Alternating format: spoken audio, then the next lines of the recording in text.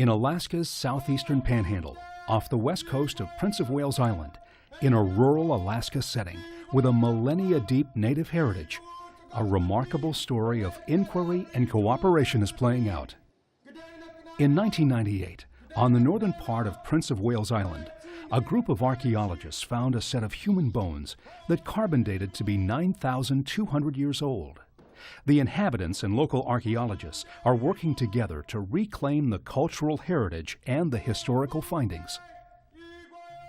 The desire to understand the Tlingit heritage of southern Southeast Alaska brings the diverse group of partners to the U.S. Forest Service offices in Craig, Alaska, from where they'll embark on a week of fieldwork on the rugged outer coast. Klawock was located in its present location for as much as 6,000 years. There's been a village there for a long time. And is a site that the government said to themselves, here's a place we can bring all of the different clans and Tlingits to, so that they can stay here year-round for health reasons and for going to school. Klawock is the site of one of the first canneries in Alaska, and is also the site where my great-grandfather, Tongass, floated a cannery and put it up on piles. Klawock is a mix of the old, the traditional, and the new.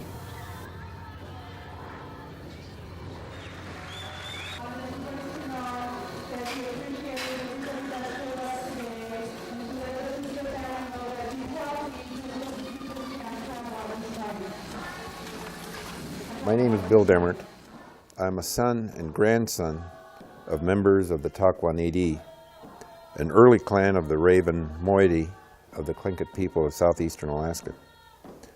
My Tlingit name, Klawock, has been passed on from one generation to the next for hundreds of years. Potlatches provided a public opportunity to pass on names from one generation to the next. As a part of this celebration, clan property could be given to the members that were present. You had a mix of artifacts being handed out and food being handed out. In the traditional Tlingit potlatch, a clan gave a potlatch and gave out all of these gifts, and each of the other clans represented in that particular potlatch at some point in their life were required to return what was given to them, plus interest.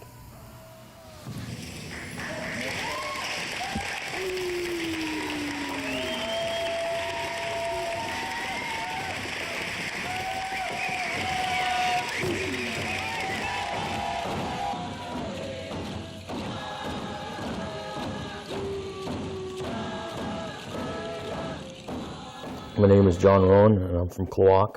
I've been born and raised here, going on 37 years now.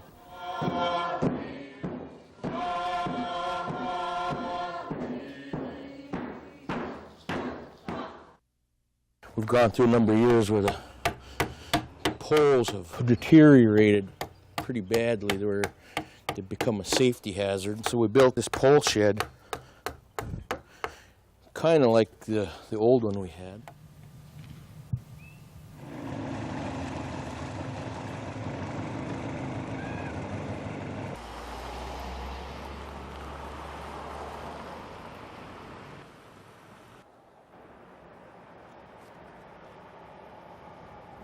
My name is Terry Fifield, and I'm the Forest Service archaeologist for the Prince of Wales Island districts of the Tongass National Forest. Kind of like a hard rock side of the archaeology, anthropology. In the 1970s, a native man brought pictures to the Forest Service office in Ketchikan and told the archaeologist there about the cave, and there were pictures of these pictographs in Pictograph Cave. The Forest Service archaeologist was quite intrigued by it, and in the early 1980s did a reconnaissance visit. In about 1988, Forest Service archaeologists went out to the site and actually excavated a test pit in the floor of the site and did a complete survey of the area. So at that time, the only thing left was the rock art on the walls. No artifacts left, even though there were reports that earlier, as early as the 1950s, there had been carvings and other types of artifacts. The Tongass Cave Project and fully recorded the dimensions. Quest Australia Productions to come out to the cave, and they did a fairly thorough video recording. And at that time, that was the first time John Rowan went out. The next time we went back to do any work was this project in 2000, the cross-cultural perspectives on rock art. The idea was to put together a diverse group of people to provide as many perspectives as possible on why rock art is significant to people and how we should manage rock art. You didn't bring a copy of your book, did you? I apologize for, I have all these rock art books and I don't have Don't have mine. Oh, I'm insulted, man. That's my youngest son and me. Yeah? Yeah. Yeah? Who gave him the picture? Did you? Someone took it now. Oh, yeah. Yeah. That's nice. Yeah. This is the Klawock Totem Park here. Yeah. What, as far as a schedule for the week, we can go back to that. Leave here tomorrow at 7. We would guess that the Ranger boat will get in noon or a little bit after noon. So the boat that I'm in, the whaler, will already be there, and we'll have gone to shore in the rubber raft and set up a camera station on shore so that we can shoot the live. Okay, whenever you're ready to go, tell me.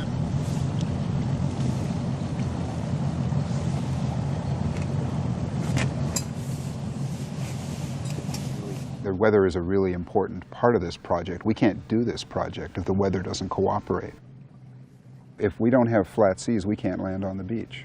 And so if we start seeing storms developing or thunderheads approaching from the southwest, as often happens this time of year, we're going to have to bail out and we won't be able to finish.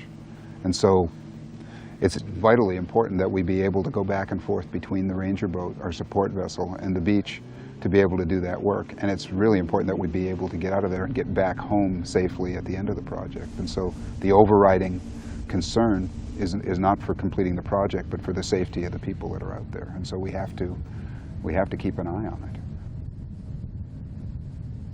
My name is Richard Gould. I'm the skipper of the Tongass Ranger, a Forest Service survey vessel stationed in Ketchikan, Alaska. We are currently proceeding from an anchorage on the north side of Baker Island around to the outer coast. Hey! Yeah! Good! We'll see you Saturday!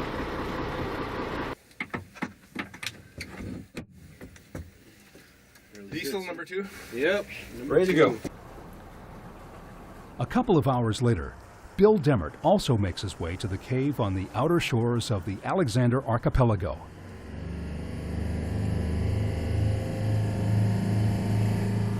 Well, in Alaska, it was originally all Tlingit land and they controlled it. Right. The Russians came in and traded for furs. The Americans came in and said, we now own all the land. And if you want to use the resources, you have to check with us. Yeah. And eventually they said, now you have to buy a hunting and fishing license, or we'll give you a hunting and fishing license. But it's lifelong. My dad had one. And then at some point they said, we want that back. You now have to buy one. So they gradually took more and more control. And then the Tlingits at one point said, that's enough. This is our land, and we have rights.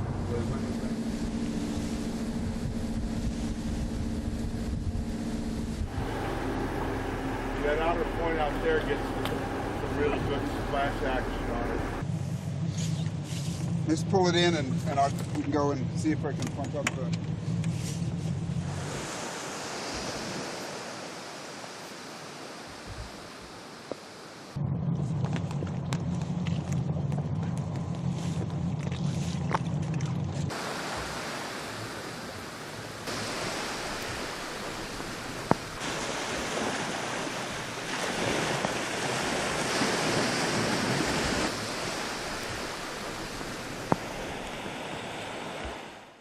After a voyage of several hours, and with the help of the weather, the crew comes ashore and gets their first impressions of the place. Each brings a special set of skills and interests to the project. John Rowan, who's a carver from Klawock and also a teacher of traditional culture at the Klawock schools, is here to talk to us about what he knows of them from his experience with traditional art styles in his carving and in his teaching. We brought 2 volunteers to the project, Carolyn Merrill and Alice Robrish, through the Passport in Time program, which is a National Forest Service volunteer program. The Forest Service manages the land that the site is on.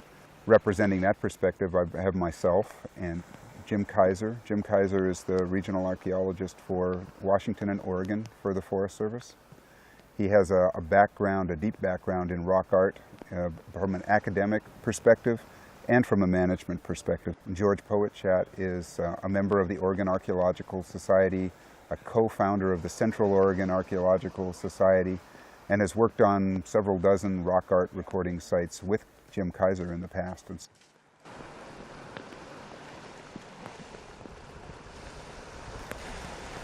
The other Forest Service representative is Sue Marvin, and Sue is the regional archaeologist for the Alaska region of the Forest Service. And she's interested in applying the techniques that Kaiser and Poetchat have developed to the Alaska region in the future. Steve Langdon is a professor of anthropology at the University of Alaska, Anchorage. And he's worked with the elders and the tribe in Klawock for 25, almost 30 years. He brings that another part of the connection between science and between traditional knowledge. But I never knew that this beautiful little beach was in here. They talked about the caves, but I didn't know they were in association with such a beautiful little beach.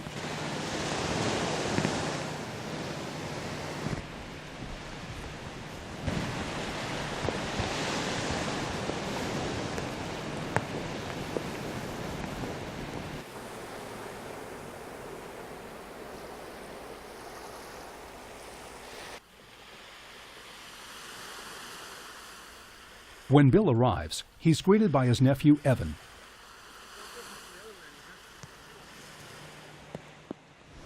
Originally, these were very special places.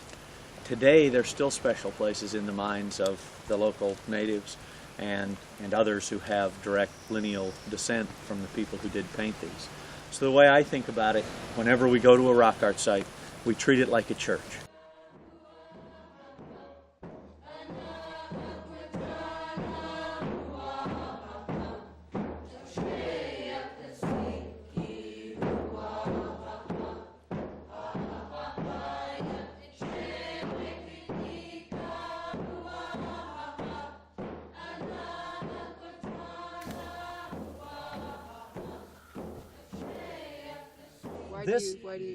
This painting, okay, first of all, it's not a finger width line, right, like the rest of that stuff. In a specific spot, yes, that's paint, and the other is not paint. And then when you take that off, your eye isn't focusing on all the holes and all the water shine and all that. And sometimes an image that you see very imperfectly on the rock, when you get it traced, and you take all the visual background noise away, suddenly you go, oh, that's what that is. There's something like this. That may be a sculpture. It fans out. I see what looks like 2 eyes in there. So that black bird is back under here? Yeah.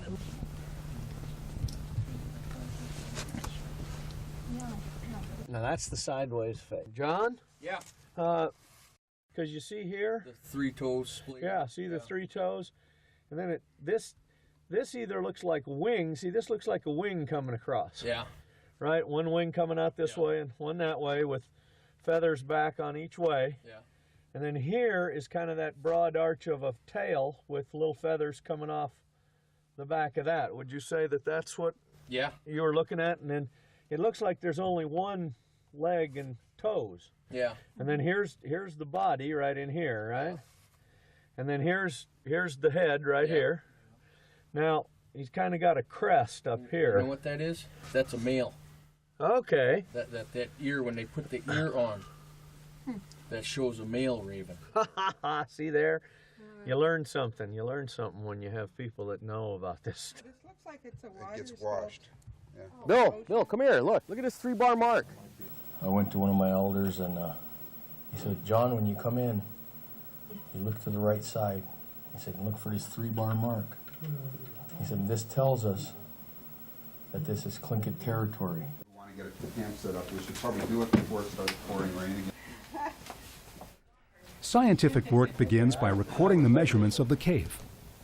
8 meters. Okay, thank you. 8.5 at 5.6 on your baseline. Susan, now I need you to come right to where it breaks, right here. It's about the deepest point you're going to get. Yeah, okay, Further cool. south was at the Now, we got some art on the ceiling right here. right. Jim Kaiser teaches the recording process to the volunteers who will help him win the race against time by attempting to trace and stipple as many images as possible. First lesson, when you got a nice panel like this, what you try to do in this case is to get this whole panel at the same time. This is the width here. Okay. The towel.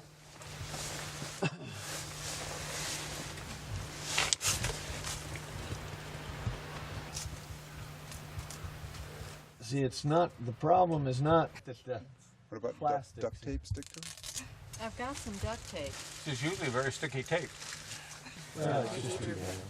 Here, and I'm going to get this design, okay, or start it. All those dots blend into a line, and it looks like you outlined it with a line like this. Are you left-handed? I'm left-handed. George. Sort yourself out a pencil, Alice. Pencil. Just say raven and face, right on the same line. Raven and face.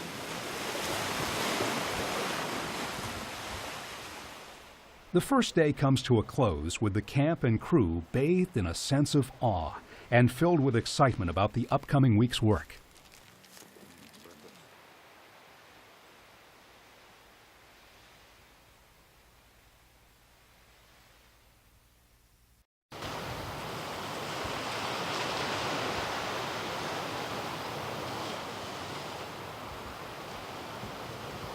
Debbie Head, another Tlingit and member of the clan associated with this particular site, and her son Evan are out here this week. Or it could just be a certain design that they just kind of made to make it look like pointy I see. at the front. Great. Well, we're going to record this in a minute, and we'd like to get your help on that, okay? Yeah. Cool. Thanks. Up here is what looks like a canoe. You can see the shape coming down here, and these here look like beings. But here, these round circles here, I was told by one of my elders were drums. When you're traveling from village to village, you're usually singing song. Otherwise, you know, they don't know who you are. Okay, guys, we're done.